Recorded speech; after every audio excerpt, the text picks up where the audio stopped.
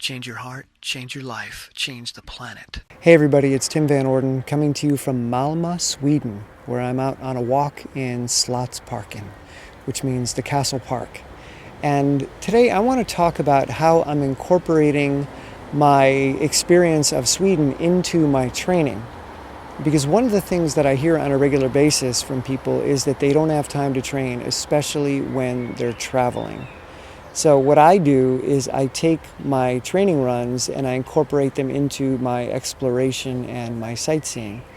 So I don't get up in the morning and try to knock out a run so that I can sightsee later in the day. I do it all at once. I just wander around the city as I run, not really having a plan of where I'm going to go. Now, Malmö is a very safe city, so I'm not really concerned about which neighborhoods I end up in, but you probably want to do some research before you start running around in a random city to make sure that you're not going into neighborhoods that might not be in your best interest. But I feel very, very safe here in every place that I've explored so far. So one of the things that I do is that I stop quite frequently to take photos. And I've been criticized for this by people who say, well, you really shouldn't stop in the middle of a run. Stopping and then getting going again is actually more difficult than maintaining a constant speed.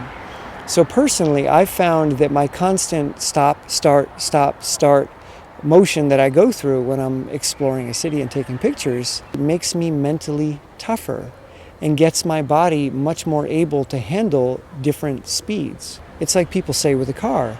It takes more gas to start after you have stopped than it does to maintain.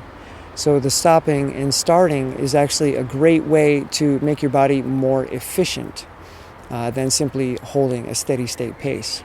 So don't be afraid to stop and take pictures. You're not sabotaging your workout.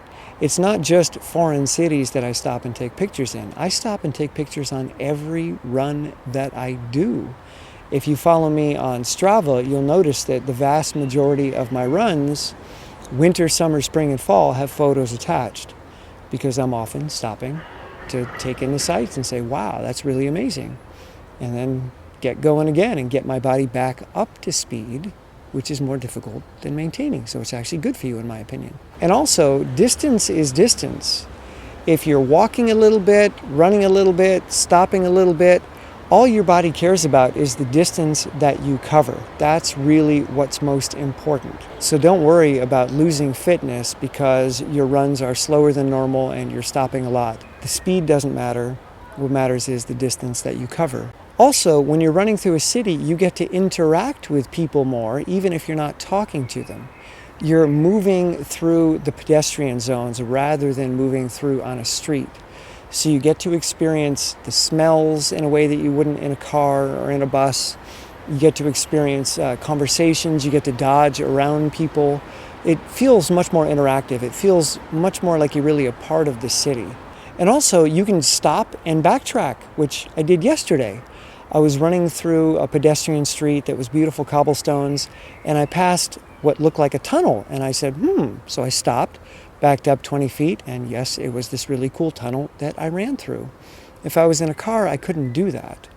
And if I was on a tour, I couldn't do that. So running gives me the flexibility to explore things in a way that I can't in other types of sightseeing vehicles. So by using running to explore the new environment that you find yourself in, you can cover a lot of ground in a short period of time. In a week here in Malmö, I've covered almost the entire city, which you're not going to do walking and you're not going to do on a tour. So I've really gotten to see Malmö at different times of day, from different angles. You run down a street in one direction, the next day you run down that same street in another direction.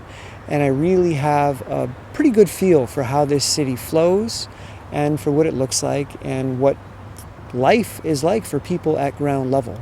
So the next time you go on a vacation or a business trip and you're going to do some sightseeing while you're there, don't tell me that you don't have time to train. Incorporate your training into your sightseeing. And if you're with people who don't run, one of the things that I've been doing here is I have the person I'm staying with drop me off a few miles away from where we're staying after sightseeing, and then I run home and I get to see even more. So there are many, many ways to work around the too busy to train while on vacation. So let me know in the comments below what you think. What have you seen while running in the city? Or what have you missed by not running? And which city would you like to go back to and run through? Malmo is becoming one of my favorites so far. All right, I'll see you soon.